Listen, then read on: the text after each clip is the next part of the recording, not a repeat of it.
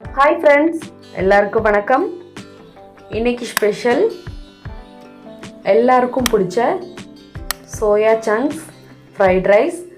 இந்த soya chunks fried rice ரொம்ப ஈஸியாக சீக்கிரமாக சூப்பராக ரெடி பண்ணிடலாம். ரொம்ப டேஸ்டியாக இருக்கும். ஃப்ரைட் ரைஸ்னாலே எல்லாருக்கும் பிடிக்கும். அது டிஃப்ரெண்ட்டாக சோயா சங்க்ஸில் பண்ணி காட்டுறேன். வாங்க இப்போ எப்படி பண்ணலான்னு பார்க்கலாம். அதுக்கு முன்னாடி இந்த ஃப்ரைட் ரைஸ்க்கு தேவையான இன்க்ரீடியன்ட்ஸோட அளவு நான் ஸ்க்ரீனில் கொடுத்துருக்கேன், செக் பண்ணிக்கோங்க. வாங்க இப்போ ஃப்ரைட் ரைஸ் எப்படி பண்ணலான்னு பார்க்கலாம். நான் இங்கே சாதம் வேக வச்சு உதிரியாக எடுத்து வச்சுருக்கேன். இது அளவு வந்து ஒரு 500 கிராம்ஸ் இருக்கும். டம்ளர் கணக்குக்கு 1.5 டம்ளர் அரிசி அளவு சாப்பாடு. ஃப்ரைட் ரைஸ்க்கு எப்போதுமே சாதம் வந்து உதிரியாக இருக்கணும். அடுத்தது இந்த சாதத்துக்கு ஒரு 200 கிராம் அளவு நான் சோயா சங்க்ஸ் எடுத்து வச்சுருக்கேன். இதுலேயே குட்டி குட்டியாக கிடைக்குது, அது கிடைச்சதுனாலும் வாங்கி செய்யுங்க. சோயா சங்க்ஸுங்கிறது ஊர் பக்கம் மீல் மேக்கர்னு சொல்லுவாங்க. இப்போ இதில் நான் நல்லா கொதிக்கிற தண்ணி ஒரு 1/2 லிட்டர் அளவு ஊற்றிட்டு இதை நல்லா எல்லாமே மூழ்கிற அளவுக்கு அமுத்தி விட்டுக்கலாம். இந்த சோயா சங்க்ஸை இந்த சுடு தண்ணியில் ஒரு 15 நிமிஷம் இப்படியே மூடி போட்டு விட்டுடலாம். இது ஊறுற டைமில் இந்த ரெசிபிக்கு தேவையான வெஜிடபிள்ஸ்லாம் வெட்டிக்கலாம். இப்போது 15 நிமிஷம் ஆயிடுச்சு. ஓப்பன் பண்ணி பார்த்துடலாம். பாருங்கள், நல்லா ஊறி வெந்து சாஃப்டாக இருக்குது. இந்த சோயாவை நல்லா தண்ணியிலேருந்து புழிஞ்சு எடுத்துருங்க. கம்ப்ளீட்டாக தண்ணி இல்லாமல் நீங்கள் புழிஞ்சுக்கணும். இப்போ புழிஞ்சு எடுத்தாச்சு. இதில் நம்ம மசால் தடவிடலாம். 1/4 டேபிள் ஸ்பூன் வெறும் மிளகாய் பொடி, 1/4 டேபிள் ஸ்பூன் உப்பு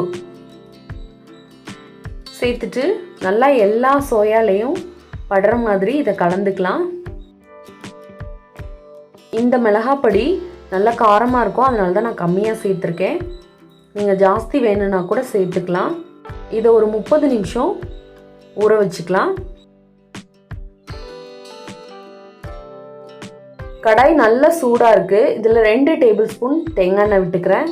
எண்ணெய் சூடானோன்னு நம்ம மேரினேட் பண்ணி வச்சுருந்த சோயா சங்க்ஸை இதில் சேர்த்து நல்லா மீடியம் ஃப்ளேம் இல்லைன்னா லோ ஃப்ளேமில் வச்சு வறுத்துக்கங்க. பாருங்கள், இந்த மாதிரி கோல்டன் ப்ரௌன் கலரில் இருக்கணும். நல்லா கிறிஸ்பியாக நல்ல டேஸ்ட் வரும். 3 நிமிஷம் ஃப்ரை பண்ணால் சரியாக இருக்கும். இப்போ இதை வேறு ஒரு பிளேட்க்கு மாற்றிட்டு சைடில் வச்சிடலாம்.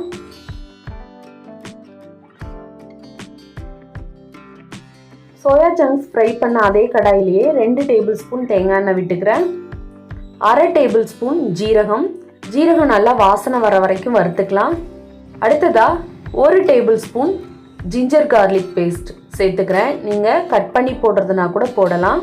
சேர்த்து பச்சை வாடை போகிற வரைக்கும் வதக்கிக்கலாம். இது கூட ஒரு வெங்காயம் குட்டி குட்டியாக நறுக்கியிருக்கேன், அதையும் சேர்த்து ஹை ஃப்ளேமில் இதை வதக்கிக்கலாம். வெங்காயத்தோட கலர் மாறாமல் வதக்கிக்கோங்க.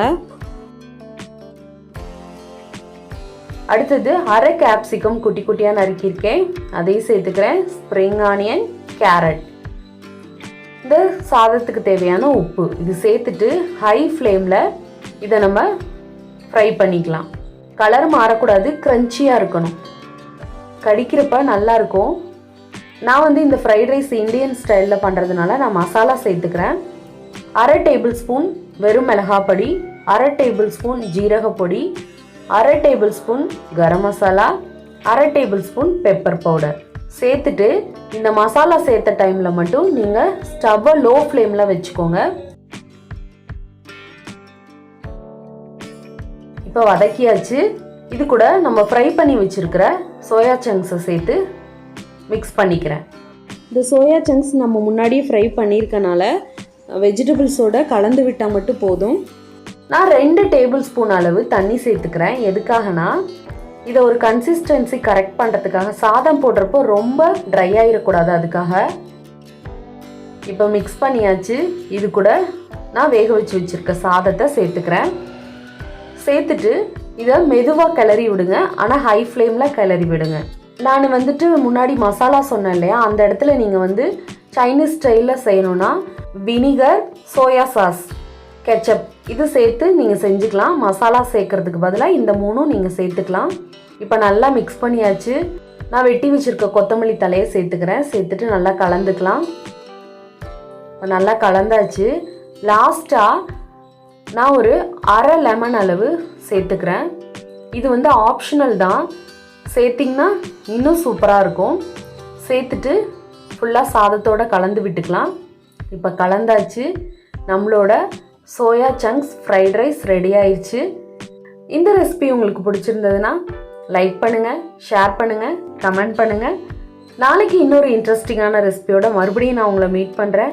உங்களுக்கு பிடிச்ச ரெசிபி ஏதாவது செய்யணும் அப்படின்னா சொல்லுங்கள், நான் செஞ்சு காட்டுறேன். தேங்க்யூ ஃப்ரெண்ட்ஸ், பாய்.